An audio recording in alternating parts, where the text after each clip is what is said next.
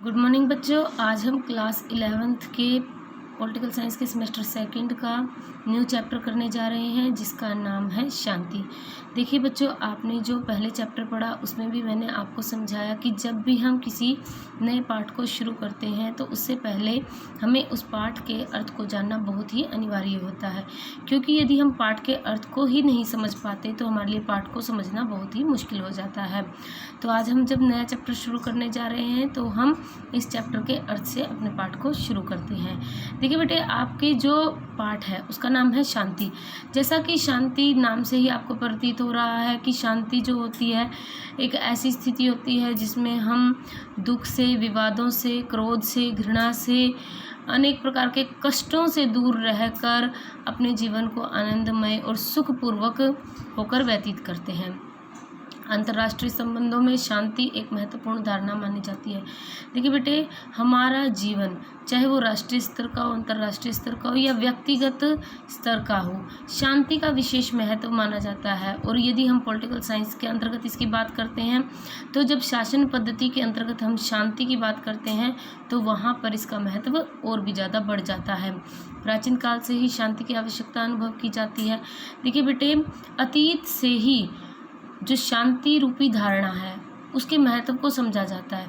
यानी प्रत्येक राज्य, प्रत्येक सरकार ऐसी व्यवस्था करना चाहती है जिससे कि देश के, राज्य के सभी लोग शांतिपूर्वक ढंग से अपने जीवन को व्यतीत कर सकें। शांति सार्वभौमिक धारणा है। सार्वभौमिक का तात्पर्य होता है कि शांति जो चीज़ है वो ऐसी नहीं है कि वो किसी एक ही स्थान पर उसकी मान्यता हो, अभी तो विश्व में आप कहीं भी चले जाएं उसकी मान्यता हर जगह है। हर राज्य, हर देश, हर सरकार अपने लोगों के लिए शांति व्यवस्था करना चाहती है। प्राय सभी धर्मों के व्याख्यानों में शांति का एक महत्वपूर्ण स्थान है। देखिए बेटे, अगर आप धर्मों की भी बात करते हैं तो प्रत्येक धर्म में शांति की एक अलग ही धारणा है। यानी शांति के बारे में ही सभी उपदेश देते हैं कि मनुष्यों को शांतिपूर्ण ढंग से रहना चाहिए, क्योंकि जब आसपास के वातावरण में शांति होती है तभी मनुष्य अपने जीवन का विकास कर पाता है। विश्व में विकास एवं प्रगति के लिए शांति अत्यंत आवश्यक है। और यदि हम आजकल की बात करें, जब मनुष्य जो है वो वैश्वीकरण की प्रक्रिया में सम्मिलित होता जा रहा है तो ऐसी समय में शांति का महत्व और भी ज़्यादा बढ़ जाता है, क्योंकि यदि जो देश हैं वो शांतिपूर्ण रवैया नहीं अपनाते हैं तो विभिन्न देशों के लिए, विभिन्न लोगों के लिए अपने जीवन को आगे बढ़ाना, अपने देश का विकास करना बहुत ही मुश्किल हो जाएगा। युद्ध रहित व्यवस्था को शांति के रूप में परिभाषित किया जाता है। अब देखिए, अगर आप राजनीतिक विज्ञान के तौर पर इसे समझते हैं तो शांति का मतलब क्या है कि युद्ध रहित व्यवस्था, यानी किसी प्रकार का कोई युद्ध ना हो, किसी प्रकार का कोई तनाव ना हो, किसी प्रकार का कोई विवाद ना हो, तो उस स्थिति को हम शांति कहते हैं। परंतु यह उचित नहीं है, केवल युद्ध ही शांति के लिए खतरा नहीं होता। देखिए बेटे, ये बात बिल्कुल सही है कि अगर हम सिर्फ ये कहते हैं कि युद्ध ना हो और ऐसी स्थिति को हम शांति कह दें तो यह ठीक परिभाषा नहीं है।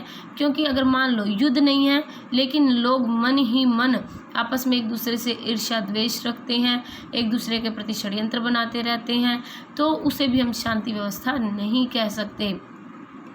अब आगे यह बता रहे हैं कि शांति एक ऐसी व्यवस्था है जिसमें सभी लोगों को विकास के समान अवसर प्राप्त हो, किसी प्रकार का सामाजिक, आर्थिक एवं राजनीतिक शोषण ना हो। देखिए बेटे, ये बिल्कुल ही सही परिभाषा है इसकी कि शांति होती ही वो है जब सभी लोगों को समान अवसर मिले उनके जीवन के विकास के लिए। यानी देखिए बेटे, यदि हम लोगों में भेदभाव करेंगे तो कुछ लोग उसके विरोध में उतरेंगे, कुछ लोग उनका आपत्तिजनक जो स्थितियां हैं उन्हें पैदा करेंगे। तो इस प्रकार क्या होगा, ना युद्ध होते हुए भी युद्ध की स्थितियां बनी रहेंगी। यदि हम लोगों के साथ सामाजिक, आर्थिक एवं राजनीतिक भेदभाव करेंगे तो उनका शोषण होगा। ऐसी स्थिति में भी शांति को बनाए रखना स्वाभाविक नहीं हो पाएगा। इसलिए शांति एक ऐसी स्थिति होती है जिसमें मनुष्यों को समान अवसर प्राप्त होते हैं और उनके साथ किसी भी प्रकार का शोषण नहीं किया जाता। यह शांति की मूलभूत परिभाषा कही जाती है। तो अब आपको शांति का अर्थ समझ में आ गया होगा। कि शांति एक ऐसी स्थिति है जिसमें मनुष्य आनंद पूर्वक अपने जीवन का विकास करते हैं। देखिए बेटे, शांति के तत्व, अब देखो सब शांति के लिए जो इम्पोर्टेंट कंपोनेंट्स हैं, जो मुख्य तत्व हैं, जो उसके लिए आवश्यक हैं, वो क्या हैं। यदि हम शांति लाना चाहते हैं तो उसके लिए हमें किन किन तत्वों का ध्यान रखना पड़ता है। तो शांति के लिए सबसे महत्वपूर्ण तत्व धर्म है, क्योंकि देखिए बेटे, धर्म कोई भी हो, हिंदू, मुस्लिम, सिख, ईसाई, बौद्ध, जैन, जितने भी धर्म हैं वो क्या करते हैं, शांति का संदेश देते हैं। यदि धर्म नहीं होता तो व्यक्ति शांति के महत्व को समझ ही नहीं पाएगा। इसलिए किसी भी धर्म का होना शांति के लिए सबसे महत्वपूर्ण तत्व माना जाता है। दूसरा है अहिंसा, शांति का दूसरा स्वरूप है या दूसरा महत्वपूर्ण तत्व है। देखिए बेटे, जब तक मनुष्य अपने मन से हिंसा की भावना को, मार पिटाई की भावना को, या मतलब एक दूसरे के प्रति जो घृणा की भावना है, एक दूसरे को नीचा दिखाने की भावना है, युद्ध की जो भावना है, उसे नहीं त्याग देता, यानी हिंसा करने की जो प्रवृत्ति है उसे मूल रूप से बिल्कुल अपने आप से अलग नहीं कर लेता, तब तक शांति की स्थापना नहीं की जा सकती। इसलिए अहिंसा को भी शांति का महत्वपूर्ण तत्व माना जाता है। तीसरा है शांति का एक महत्वपूर्ण तत्व जो है वो सहयोग है। देखिए बेटे, ये आप सभी को पता है, जहाँ पर लोग आपस में मिलजुल कर काम करते हैं तो वहाँ पर शांति का आना स्वाभाविक ही होता है। यदि लोग अलग एक दूसरे के साथ मिलकर काम नहीं करेंगे तो क्या होगा, उनमें आपसी वैरभाव बढ़ जाएगा, एक दूसरे को देख के वो खुश नहीं होंगे, तो जिससे अशांति को बढ़ावा मिलेगा। लेकिन शांति को बढ़ावा कब मिलता है, जब लोग आपस में एक दूसरे के साथ सहयोगपूर्ण भावना से कार्य करते हैं।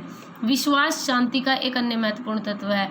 मेरे अनुसार जो विश्वास है वो शांति का अन्य महत्वपूर्ण तत्व ना होकर सबसे महत्वपूर्ण तत्व है।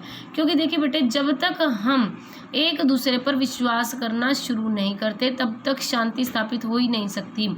आप एक एग्जांपल से इसे समझ सकते हैं कि यदि दो दोस्त हैं या स्टूडेंट हैं, यदि वो एक दूसरे के प्रति विश्वास नहीं रखेंगे कि यह मेरे विरुद्ध टीचर को कंप्लेन नहीं करेगा या यह मेरे विरुद्ध कोई कार्य नहीं करेगा, तब तक शांति स्थापित हो ही नहीं सकती। जब हम एक दूसरे पर ट्रस्ट करना शुरू कर देते हैं, एक दूसरे पर विश्वास करना शुरू कर देते हैं, तब शांति अपने आप स्थापित होती चली आती है। यही अंतर्राष्ट्रीय व्यवस्था के अंतर्गत भी है।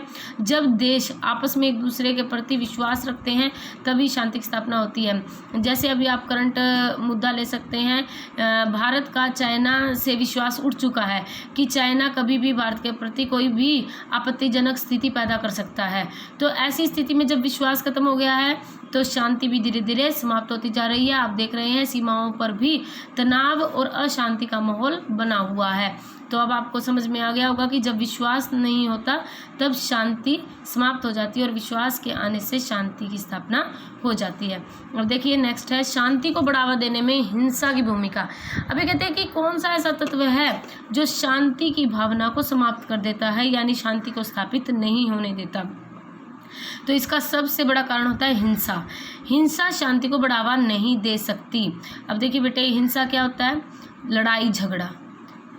जब लोग एक दूसरे के प्रति लड़ाई झगड़ा करने लग जाते हैं तो आपको पता ही है, जब लड़ाई होगी, झगड़ा होगा, तो उसमें शांति का नाम हो ही नहीं सकता। और जब तक उस लड़ाई झगड़े को समाप्त नहीं किया जाएगा तब तक शांति की स्थापना करने की जो हमारी कल्पना है वो भी नहीं है।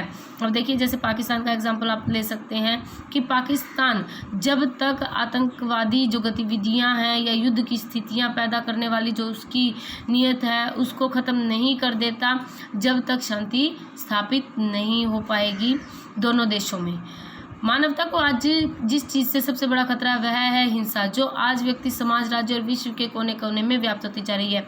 ये बात बिल्कुल ही सही है कि आज के युग में हम देखते हैं बेटा कि कहीं भी आप चले जाएं, लड़ाई झगड़ा, हिंसा ये फैला हुआ है। और जब तक ये हिंसा फैलती रहेगी तब तक शांति जो है वो स्थापित नहीं हो सकती।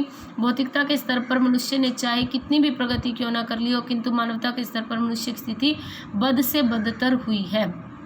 देखिए बेटे, आज हम वैज्ञानिक युग में जी रहे हैं। मनुष्य नए नए आविष्कार कर रहा है, वो हर क्षेत्र में आगे बढ़ता जा रहा है। लेकिन यदि हम देखें तो मनुष्य जो उसके अंदर मानवता का गुण होता है, मानवता का तात्पर्य है कि जब मनुष्य के अंदर शांति, ईमानदारी, सहयोग, इन सब चीज़ों के जो नैतिक गुण होते हैं वो क्या होते जा रहे हैं, ख़त्म होते जा रहे हैं। मनुष्य भौतिकवाद की तरफ बढ़ता जा रहा है, मनुष्य स्वार्थी होता जा रहा है। और ये चीज़ें क्या कर रही हैं, मनुष्य के आसपास तो दूर की बात है, मनुष्य का आंतरिक स्तर से भी ये शांति को समाप्त करती जा रही हैं। मनुष्य आंतरिक तौर पर भी शांत नहीं रह पा रहा है। और जब मनुष्य आंतरिक तौर पर शांत नहीं है तो आप कैसे कल्पना कर सकते हैं कि मनुष्य अपने समाज में शांति रख पाएगा। इससे मनुष्य की जो स्थिति है वो बिल्कुल ख़राब होती जा रही है। बढ़ता आतंकवाद, राजनीति का अपराधीकरण, सांप्रदायिक दंगे फसाद, लूटपाट की बढ़ती हुई घटनाएं इस बात की गवाह हैं। देखिए बेटे, ये आपके सामने एग्जाम्पल भी दे दिया गया कि ये जो आतंकवाद बढ़ रहा है, राजनीति में अपराधीकरण बढ़ रहा है। अपराधीकरण का मतलब जो ये अपराधी लोग होते हैं ये इलेक्शन जीत लेते हैं। इलेक्शन जो नेतागण हैं वो इलेक्शंस में अपराधियों का प्रयोग करते हैं, या फिर इलेक्शन जीतने के बाद अपने आप को सत्ता में बनाए रखने के लिए जिन आपराधिक गतिविधियों का सहारा लेते हैं, उससे क्या हो रहा है, अशांति पैदा होती जा रही है। सांप्रदायिक दंगे यानी जात पात धर्म को लेकर जो हमारे समाज में नित्य प्रति जो ये लड़ाई झगड़े होते रहते हैं, यह भी अशांति को क्या कर रहे हैं, बढ़ावा दे रहे हैं। लूटपाट, ये जो रोज डकैती होती हैं, लूटपाट होती हैं, ये हत्याएं होती हैं, ये सभी घटनाएं जो हैं वो इस बात को प्रकट करती हैं कि हमारे समाज से शांति जो है वो समाप्त होती जा रही है। हमारी प्रगति के आयाम कितने व्यर्थ और खोखले हैं। देखिए बेटे, हमारी प्रगति, हमारे विकास का कोई अर्थ नहीं रह जाता यदि हमारे जीवन, हमारे समाज, हमारे राज्य में लोगों के पास शांति नहीं है। इन परिस्थितियों में हिंसा कभी भी शांति का माध्यम नहीं बन सकती।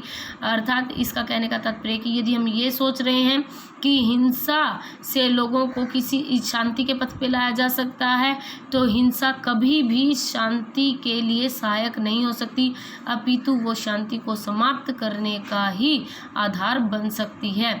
इसलिए हिंसा को शांति का सबसे बड़ा शत्रु भी कहा गया है और हिंसा ही सबसे बड़ी शांति के मार्ग की बाधा है। देखिए इसके आगे क्या है, शांति एवं राज्य। जहाँ हम पॉलिटिकल साइंस की बात कर रहे हैं तो आप सभी को पता ही है कि इसमें राज्य का वर्णन अवश्य किया जाएगा। तो आज समाज में, राज्य में शांति और राज्य का आपस में क्या संबंध है। राज्य समाज में शांति नियमित ढंग से स्थापित की जा सकती है। देखिए बेटे, राज्य जो है वो एक समाज के अंदर जिसमें हम रहते हैं कैसे शांति को स्थापित कर सकता है। सबसे पहले कानूनों का निर्माण करके। ये बात बिल्कुल सही है कि राज्य जो है वो सरकारों की स्थापना करता है। सरकार क्या करती हैं, ऐसे कानून बनाती हैं जिससे कि शांति स्थापित की जा सके। यानी जो लोग उन नियमों का उल्लंघन करते हैं, कानूनों का उल्लंघन करते हैं, सरकार उन्हें दंड देती है। लोगों के अधिकारों की रक्षा करना। जो राज्य है वो लोगों को अधिकार देता भी है और उन अधिकारों की रक्षा भी करता है ताकि लोग जो हैं वो सुखपूर्वक, शांतिपूर्वक अपने जीवन को जी सकें। अल्पसंख्यकों के हितों की रक्षा। देखिए बेटे, यहाँ पे आपके लिए अल्पसंख्यक मीनिंग को जानना बहुत ज़रूरी है। कई बार आप प्रश्न पढ़ लेते हैं, उत्तर पढ़ लेते हैं, लेकिन आपको अल्पसंख्यक शब्द का अर्थ नहीं पता होता। अल्पसंख्यक वे होते हैं जो समाज में कम संख्या में होते हैं दूसरे संप्रदायों, समुदायों की अपेक्षा। देखिए बेटे, जो लोग कम संख्या में होते हैं, कई बार समाज के जो बड़े हुए पक्ष होते हैं या जो समाज में ज़्यादा संख्या में पक्ष हैं, मेजॉरिटी में हैं, वो क्या करते हैं, इन कम लोगों को दबाने का प्रयास करते हैं। तो कानून, जो राज्य है वो क्या करता है, ऐसे कानून बनाता है जिससे कि इन लोगों के भी हितों की रक्षा की जा सके और इन्हें भी समाज में अपना विकास करने के अवसर प्रदान किए जा सके। चौथा है बाहरी आक्रमण से रक्षा। सबसे बड़ी बात क्या है, आज अंतर्राष्ट्रीय समाज में जो देश हैं उन्हें बाहरी आक्रमणों से भी बहुत खतरा रहता है। वैसे ये प्रवृत्ति प्राचीन काल में भी थी और यह प्रवृत्ति आज के युग में भी है। तो ऐसी स्थिति में जो राज्य होता है वो क्या करता है, अपने देश को, अपने जो सीमाएं हैं देश की, उनकी बाहरी आक्रमणों से रक्षा करता है, ताकि समाज के लोग जो हैं वो शांतिपूर्वक अपने जीवन को जी सकें। तो इस प्रकार से ये आपके पाठ की समरी हो गई है। इसको आपने अच्छे से पढ़ना है, समझना है, और यदि आपको इसके क्वेश्चन आंसर्स में कुछ प्रॉब्लम आती है तो आप एक बार समरी को दोबारा से देख लीजिए और एक बार उसको समझ लीजिए अच्छे से, फिर आपका ये लेसन बिल्कुल अच्छे से क्लियर हो जाएगा। Thank you.